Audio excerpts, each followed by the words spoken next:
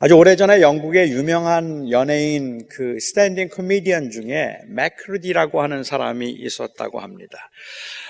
많은 팬들이 있었고 그 사람이 한번 입을 열어서 말을 하기 시작하면 많은 사람들이 울기도 하고 많은 사람들이 웃기도 했습니다.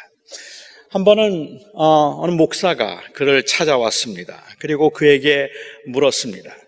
당신은 사람들 앞에서 꾸며낸 이야기를 하고 나는 항상 진실을 말하는데 사람들이 당신의 말에는 열광을 하고 내 말에는 시큰둥한 이유가 도대체 뭐라고 생각하십니까? 하고 물었습니다. 그러자 매크루디가 대답을 했습니다. 그 이유는 간단합니다. 나는 꾸며낸 말을 사실처럼 말하고 그리고 당신은 사실을 거짓말처럼 말하기 때문입니다. 라고 대답을 했다고 해요. 사실을 알고 있는 사람들에게는 그 말이 사실인가 아닌가 하는 것이 굉장히 중요하겠지만 사실을 알지 못하는 사람들의 입장에서는 전달하는 사람이 사실처럼 말하는가 아닌가가 더 중요하고 어쩌면 거기에 더 큰 비중을 둘지도 모릅니다. 저는 그래서 여기에 함정이 있다고 생각합니다. 현대 사회에서 유능한 세일즈맨은 어떤 사람이 유능한 세일즈맨일까요?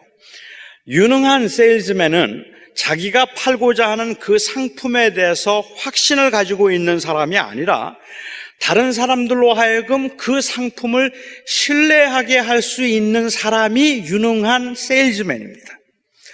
예를 들어서 샴푸 광고를 한번 볼까요?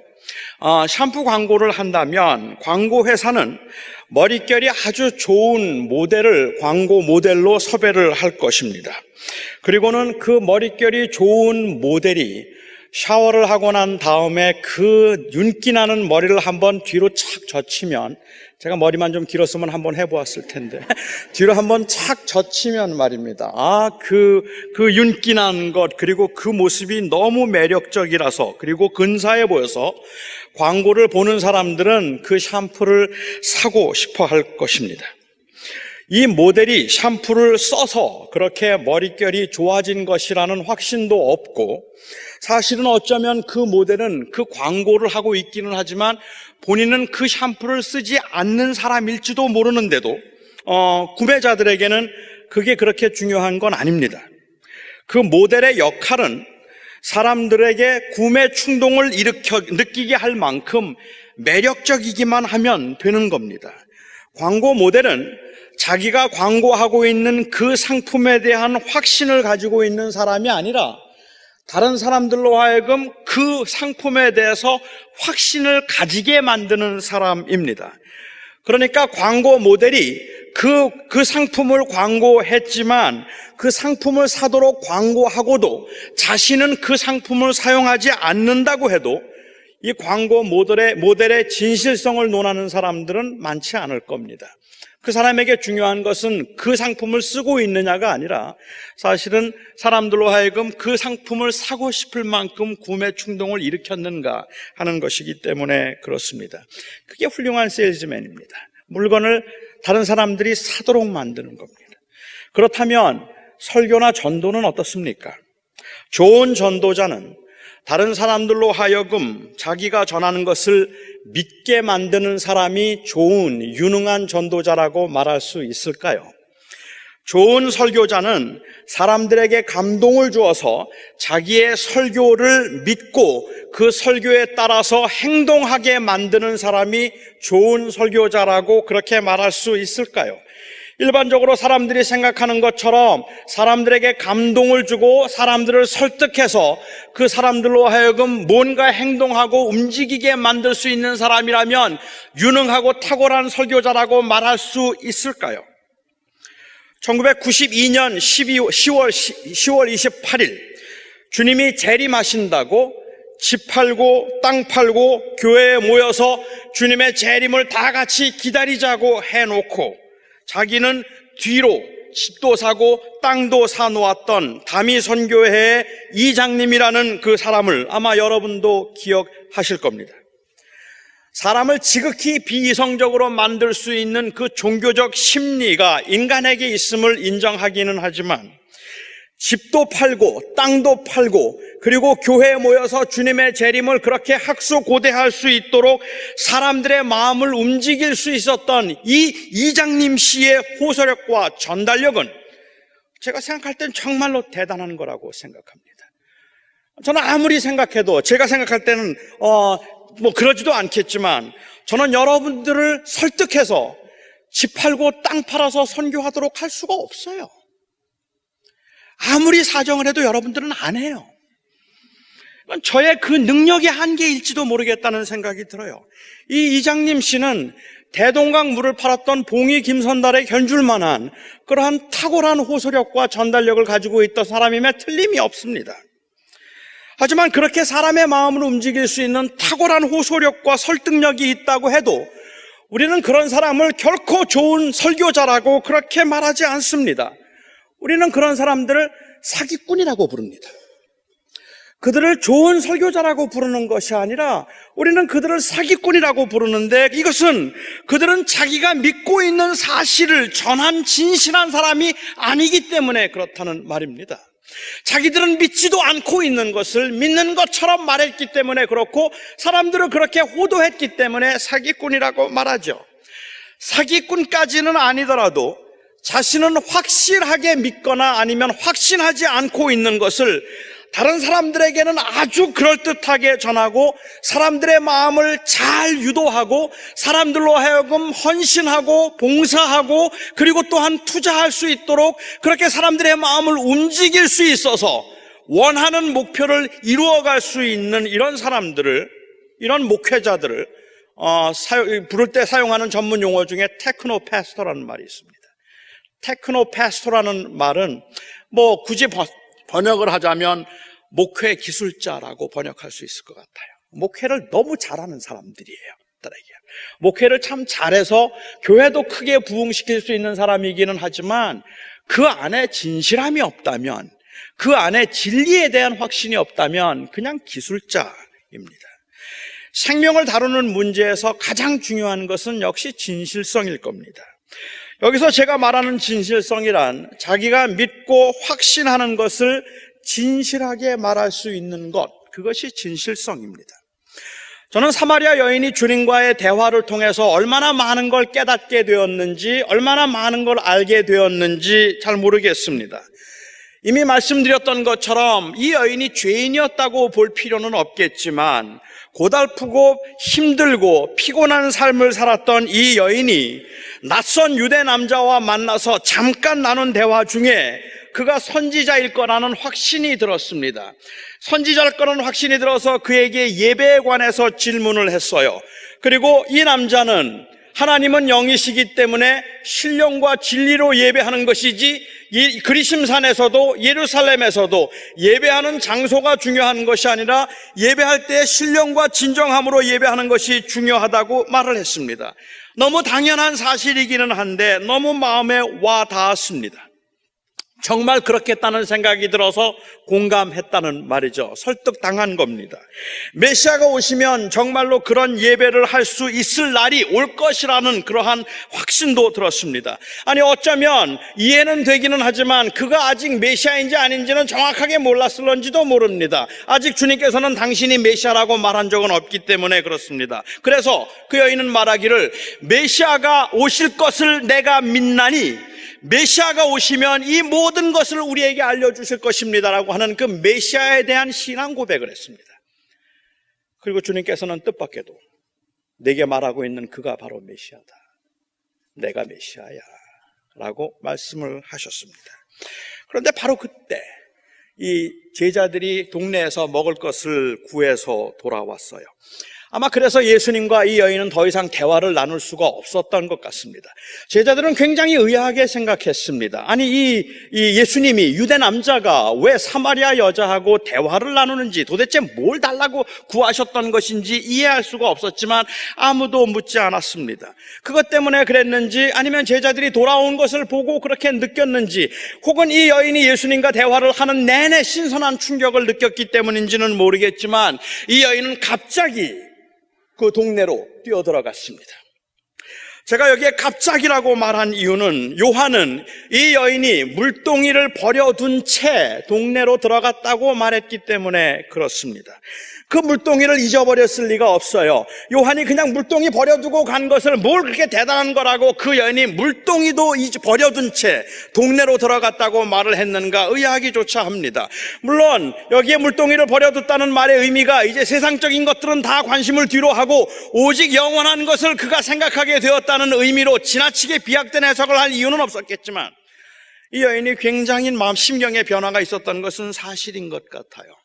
그래서 그렇게 소중하게 생각하고 그가 물을 길러왔던, 즉 그 우물가에 왔던 목적이었던 물동이를 버려둔 채 동네로 들어갔습니다. 그리고는 동네 사람들에게 말하기 시작했습니다. 내가 행한 모든 일을 내게 말한 사람을 내가 만났습니다.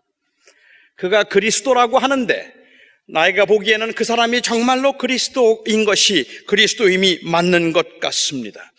여러분, 이 여인이 지금 말하고 있는 내가 행한 모든 것을 내게 말했습니다라고 말하는 내가 행한 것이 무엇입니까? 동네 사람들이 다 알고 있는 바 이 여자가 5번 이혼했던 일입니다. 5번 이혼을 당했던 일입니다. 상처입니다. 아무에게도 말하고 싶지 않았고 누구하고도 누가 물어도 피하고 싶었던 아픔입니다. 이 여인은 누가 그 이야기를 물어볼까봐, 그것 때문에 자기는 선입감을 가지고 볼까봐 사람들을 피했고 스스로를 외롭게 만들었던 바로 그 일입니다. 아무에게도 말하고 싶지 않았죠. 아무하고도 나누고 싶지 않았죠. 사실은 그 상처와 그 아픔 때문에 외로웠고 사람들을 피하고 살아왔는데 이 여인이 먼저 마을 사람들을 찾아와서 말을 하기 시작하는 겁니다. 내가 행한 모든 일을 나에게 다 말해준 사람이 있었습니다. 그리고 39절을 보면 요한은 이 여인의 증언에 많은 사마리아 사람들이 예수를 믿었다고 기록을 했습니다. 저는 이게 신기합니다. 저는 솔직히 이게 잘 이해가 안 되는 부분이 어떻게 이렇게 쉽게 사람들이 예수를 믿을 수 있단 말입니까?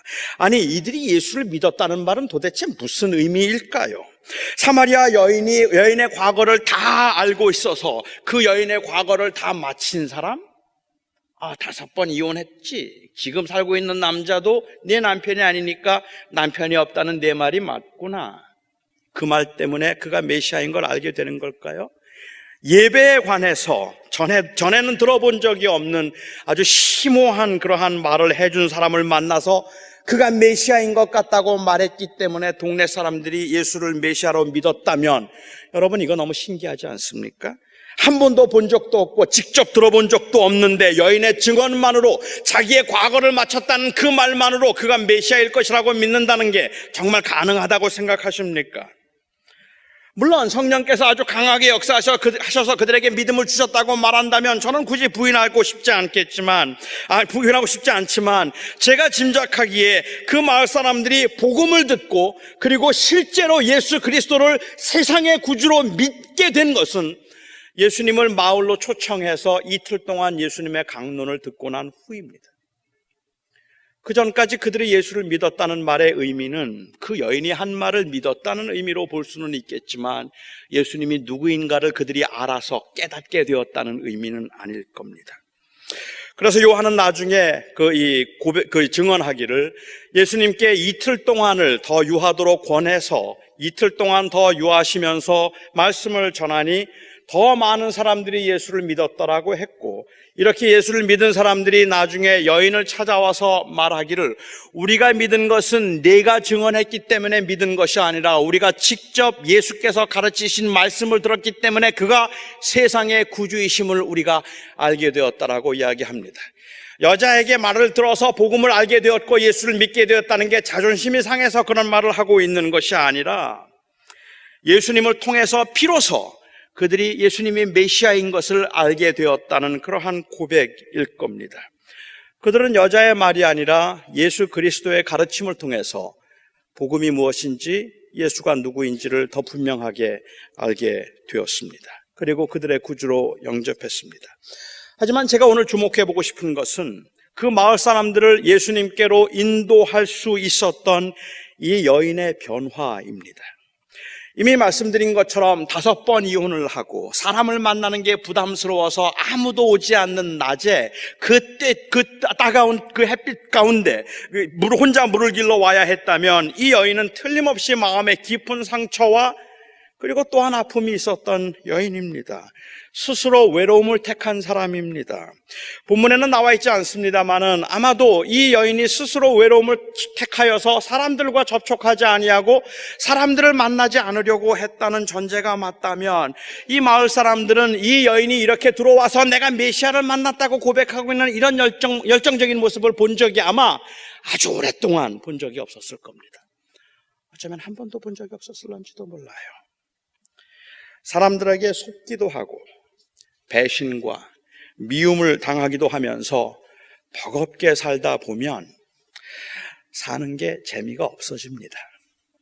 아마 여기에 계신 여러분들도 비슷하게 경험하는 분들이 계실 거라고 생각합니다.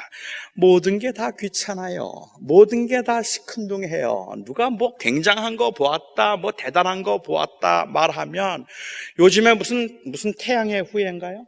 그 연속극 그거 너무너무 재밌다고 사람들이 그거에 막 열광하는 모습을 보아도 다 헛돼요.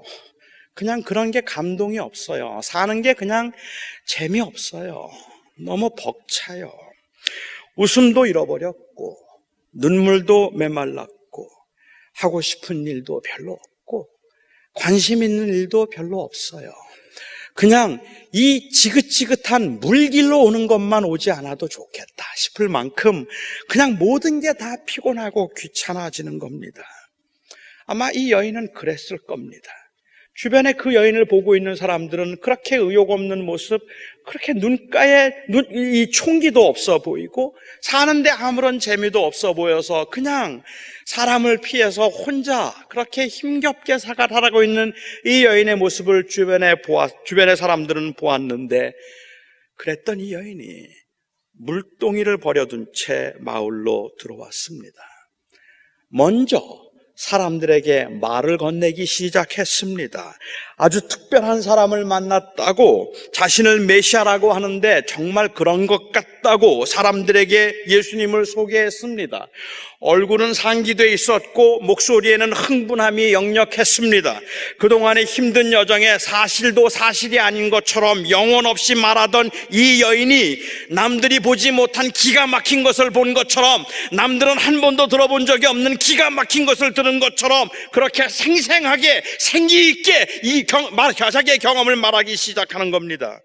이 여인이 이랬던 적은 한 번도 없었습니다. 이 여인은 자기가 본 것을 너무 사실처럼 말했기 때문에 그 여인의 그 말을 꾸며낸 말이라고 생각하지 않았고 정말 특별한 사람이 왔으니까 이 여인이 이렇게 말하고 있는 거라고 생각해서 마을 사람들이 우물가로 몰려갔습니다. 그리고 그 여인이 할 수 있는 것은 거기까지였습니다. 저는 이게 전도자의 모습이고 이게 전도자의 사명이라고 생각합니다. 이 여인에게는 사람들에게 예수님이 하나님의 아들이심을 증명할 책임이 없었습니다. 이 여인에게는 예수님이 하나님의 아들이심을 증명할 능력도 이 여인에게는 없었습니다. 사람들의 마음을 움직여서 예수님을 찾아갈 수 있도록 만들었던 것은 이 여인이 전한 말의 사실 여부를 증명할 수 있었기 때문에 그런 것이 아니라 사실은 이 말을 전하는 여인의 진실성 때문에 그랬습니다. 이 여인이 정말로 본 걸 말하는 것 같다는 그 확신이 사람들로 하여금 예수님을 찾아가게 만들었던 것입니다. 저는 신천지가 사입이라고 확신합니다. 여기에 혹시 신천지 계시면 회개하셨으면 좋겠어요. 저는 신천지는 가짜라고 확신합니다. 저는 여호와의 증인들이 성경의 가르침을 아주 심각하게 왜곡시켰다고 저는 생각합니다. 하지만 그들이 사실이 아닌 것을 너무 사실인 것처럼 확신에 차서 말하는 것이 저는 두렵습니다. 사람들의 마음에 감동을 줄 수 있는 것은 그 말의 사실성이 아니라 그 사실은 전하는 사람의 진정성인 경우들이 더 많음을 저는 알기 때문입니다. 저는 개혁주의 신앙이 성경적으로 맞다고 확신합니다. 저는 웨스트민스터 신앙 고백이 성경의 가르침을 가장 잘 요약했다고 믿고 이를 믿는 사람들은 참 그리스도인일 것이라고 저는 확신합니다. 하지만 이 분명한 사실을 믿는 사람들이 사실을 사실이 아닌 것처럼 무기력하게 영혼 없이 말하는 것이 저는 두렵습니다.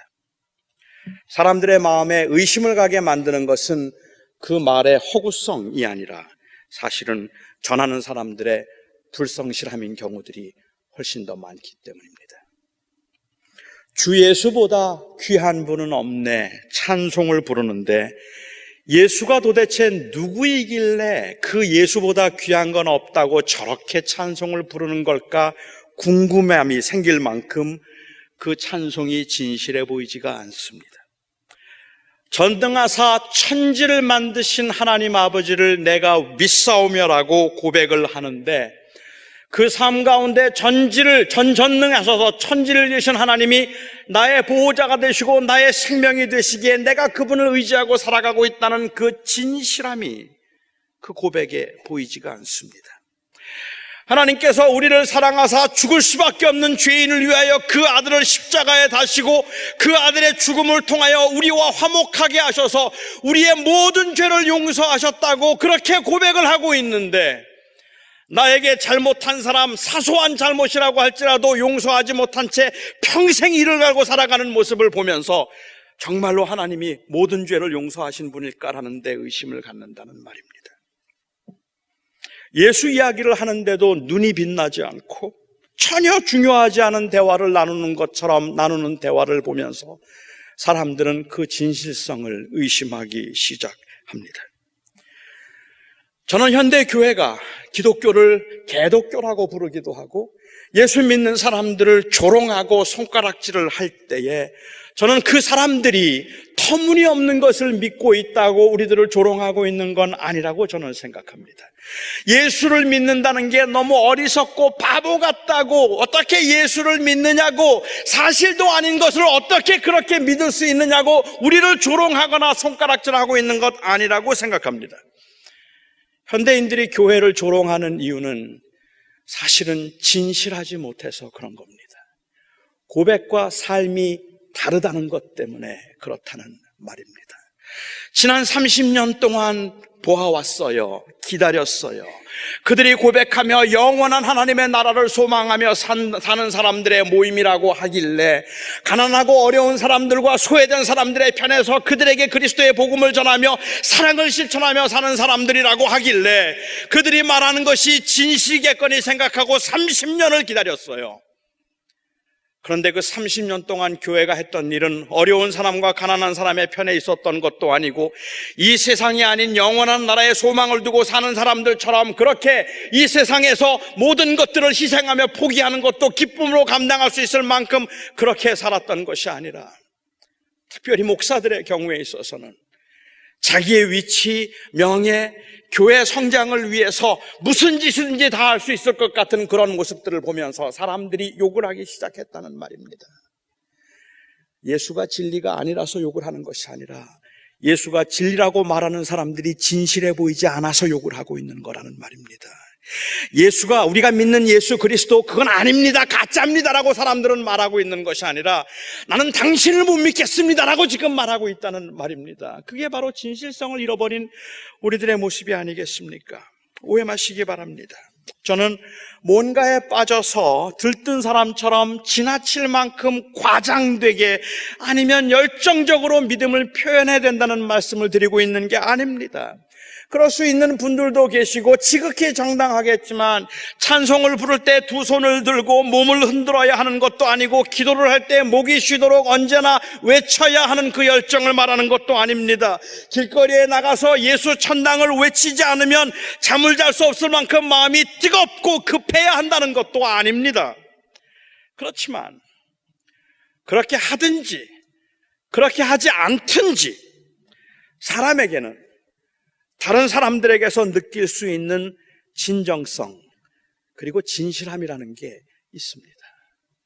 말하지 않는 것 같은데 그 사람을 보고 있으면 진실해 보여요. 말하지 않고 있는데, 요란하지 않은데, 그런데 그 사람이 말하는 건 다 진짜 같아요. 그런 진실함과 그 진정성이 있어야 한다는 말을 드리고 있는 겁니다. 사마리아 여인의 삶을 알고 있던 당시 동네 사람들은 설령 이 여인이 아주 험난한 인생을 살고 있다 싶어서 가까이 하고 싶어 하지 않았던 사람들이었다고 해도 사마리아 여인을 보면서 진정성을 느꼈습니다. 뭐가 달라졌네. 저 여자가 왜 저러지? 지금 뭔가 본 것 같아. 그러지 않고는 저 여인이 이렇게 우리를 찾아와서 저렇게 말할 수가 없는데 뭔가 다르다 하는 느낌을 가졌습니다. 진짜 누군가를 만난 게 틀림이 없었습니다. 그가 누군가를 만나서 충격적인 이야기를 들었음에 틀림이 없었습니다. 단순히 그 여인의 행동이 평소와 같지 않아서 뿐만 아니라 그냥 그 여인의 모습에 뭔가 달라져 있음을 동네 사람들은 느낄 수 있었던 겁니다. 말하지 않아도 느낄 수 있고 요란하지 않아도 느낄 수 있는 그런 것들 말입니다. 이 진실함으로 우리가 믿는 것을 드러내는 것, 이것이 바로 전도입니다. 전도는 사람들로 하여금 우리의 말을 믿게 만드는 것이 아니라 우리의 말이 진리임을 우리가 사랑하는 사람들이 알고 믿었으면 좋겠다는 마음은 간절하다 할지라도 전도자는 다른 사람들을 믿게 만들 수 있는 책임을 가지고 있는 사람들이 아닙니다. 그건 우리의 능력도 아닙니다. 전도자는 다른 사람을 믿게 만드는 사람이 아니라 진실로 믿는 사람입니다. 그 사람이 전도자입니다. 다른 사람들을 믿게 만드는 것은 기술자도 할 수 있어요.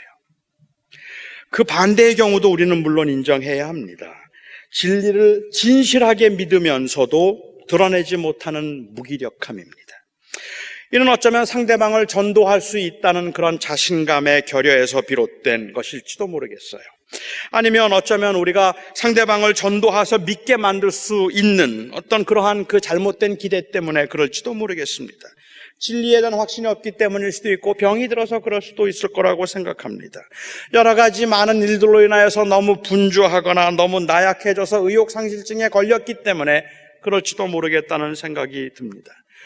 왜냐하면 제가 이해하는 진실함이란 그 믿는 바를 일관성 있게 드러내는 열정이기 때문에 그렇습니다.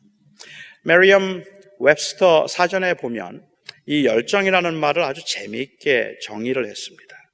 그 열정에 대해서 데피니션을 내리기를 열정이란 위험하게 행동할 수 있게 만들 수 있는 강력한 느낌이다라고 이렇게 정의를 했습니다.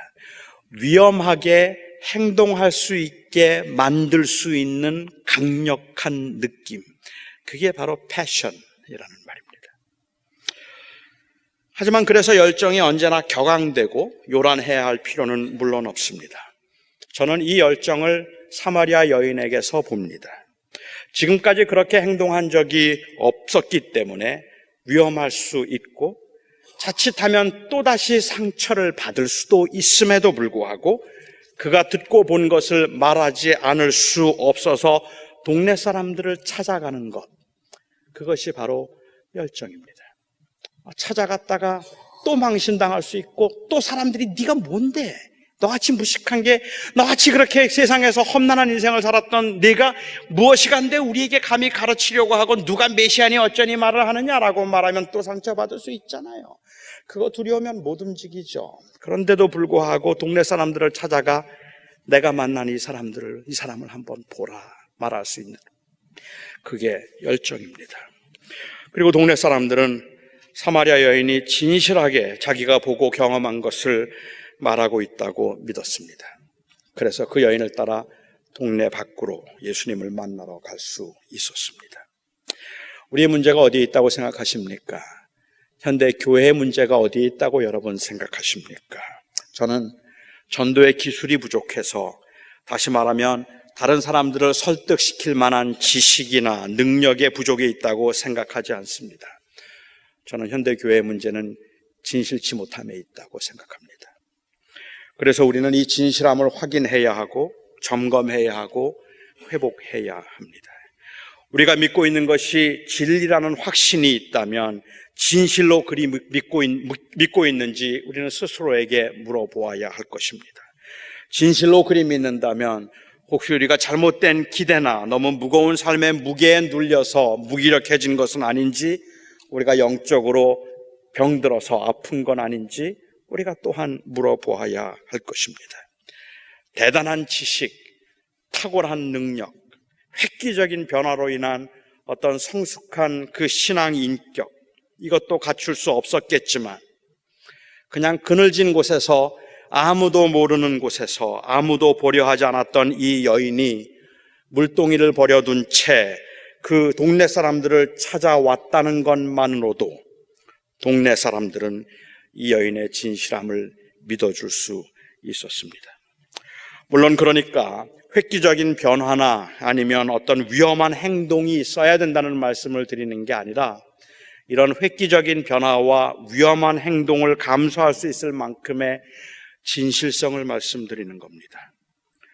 우리는 예수 그리스도가 하나님의 아들이심을 믿는 자들이 아닙니까? 우리는 그 아들 때문에 영원한 하나님의 나라의 소망을 두고 살아가고 있는 사람들이라고 그렇게 고백하는 사람들이 아닙니까? 우리는 그 말을 믿기에 예수 그리스도가 우리의 주님이십니다라고 그렇게 선포되면 아멘, 아멘, 진실로 그리하나이다, 그렇게 화답하는 사람들이 우리들이 아닙니까? 이 고백이 진실로 우리 안에 살아있다면 그 불이, 그리고 그 열정이 우리가 믿는 것을 말하지 않아도 드러내줄 것입니다. 사람들이 느낄 수 있을 겁니다. 저는 그게 전도라고 생각합니다. 전도는 다른 사람들을 믿게 만드는 것이 아니라 내가 믿는 것을 드러내는 것, 그것이 전도입니다. 전도란 내가 믿는 것을 다른 사람들에게 강요하는 것이 아니라 내가 믿고 있는 것을 진실하게 보여주는 것, 그것이 바로 전도입니다. 오늘 현대 교회의 심각한 문제는 그런 의미에서 볼 때에는 다른 사람들은 별로 관심도 없음에도 불구하고 그 진실성을 인정해 주지도 않음에도 불구하고 우리가 강요해서 억지로 사람들을 믿게 설득하려고 하는데, 그렇게 믿게 설득하고 있는 우리의 모습이 세상 사람들이 보기에는 그냥 장사꾼 같아요. 물건을 팔고 있는 사람 같다는 말입니다. 자기들은 안 믿으면서, 자기들은 그 물건 쓰지도 않으면서, 자기는 그 믿음 가지고 살지도 않으면서 다른 사람들에게 그렇게 살라고 강요하고 있는 것처럼 그렇게 보이기 때문에 그렇다는 말입니다. 저는 지난 주말에, 이번 주 중에 오클라호마에서 집회를 가졌습니다. 오클라호마에서 집회를 가지면서 우리 청년들 한 80여 명, 한 7, 80명 모인 그 모임이었는데요. 유학생들이었습니다. 대학생들, 젊은 학생들. 그런데 그 학생들을 보면서 저는 가슴이 뜨거워졌습니다. 그들에게서 적어도 진실함을 볼 수 있었기 때문에 그렇습니다. 청년 집회에서 제가 늘 하는 말이지만 저는 그 청년들에게도 정식으로 사과를 했습니다. 정말 미안하다 말했습니다. 저를 비롯한 우리 1세대들이, 특히 목사들이 우리가 믿는다고 말하면서도 그 진리를 믿는다고 고백하는데 그 진실성을 보여주지 못해서 우리 많은 젊은이들이 방황했기 때문에 그렇습니다. 우리의 사랑하는 자녀들이, 우리가 사랑하고 있는 우리의 자녀들이, 다음 세대의 자녀들이 정말로 우리 부모가 믿고 있고 우리의 조상이 믿고 있는 이 하나님, 그 하나님을 믿었던 그들은 진실했다는 그 고백과 그 확신을 현대 교회가 우리 자녀들에게 줄 수 없기 때문에 교회는 어려움을 겪고 있다고 생각합니다. 저희 부모님 세대를 본다면 신학을 공부하고 오랫동안 공부를 했던 제가 보기에 저희 부모님 시대에 그 성경에 대한 지식 그리고 신학적인 이해, 제가 보기에는 정말로 부족하기 이를 데 없다 싶을 만큼 많이 교육받지 못했습니다. 많이 몰랐습니다. 그런데 그분들은 진실했습니다. 그분들은 they meant it. 그 믿는 게 진실했습니다. 그리고 우리 시대에 저희들은 너무 많은 공부를 했고 너무 많이 하는데 그래서 진리에 대해서 설명하라면 누구보다도 자신 있게 설득력 있게 아주 논리적으로 설명할 수 있다 할지라도 세상이 보기에는 진실해 보이지가 않았습니다. 저는 이것이 전도가 안 되는 이유라고 생각합니다. 전도는 어떻게 하는가? 전도는 사람들을 믿게 만드는 것이 아니라 내가 믿는 것을 드러내는 게 전도입니다. 무엇을 믿으십니까? 무엇을 믿으십니까? 기도하겠습니다. 아버지 하나님,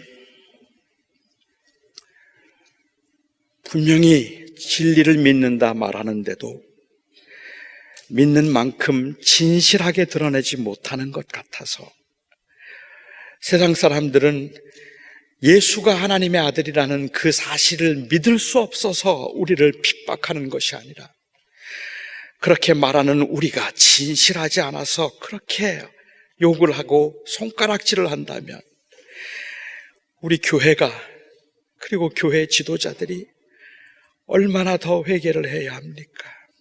얼마나 하나님 앞에 부끄럽고 죄송한 모습이겠습니까? 나의 사랑하는 아버지 하나님, 우리가 오늘도 이 예배를 하며 우리가 믿는 바, 우리가 고백하는 바를 다시 한번 점검하고 확인하고 진실하게 고백하기를 원합니다. 예수가 나의 생명이시라고, 예수가 나의 주님이라고, 뭐라고 증명할 수도, 뭐라고 설명할 수도 없지만 그러나 진실하게 말할 수 있으면 그것이 곧 생명을 살리는 역사인 것을 믿습니다. 이 사마리아 여인처럼, 이 사마리아 여인이 동네 사람들에게 했던 것처럼 그런 모습으로 세상을 살아갈 수 있게 하여 주시옵소서. 예수님의 이름으로 기도하옵나이다. 아멘.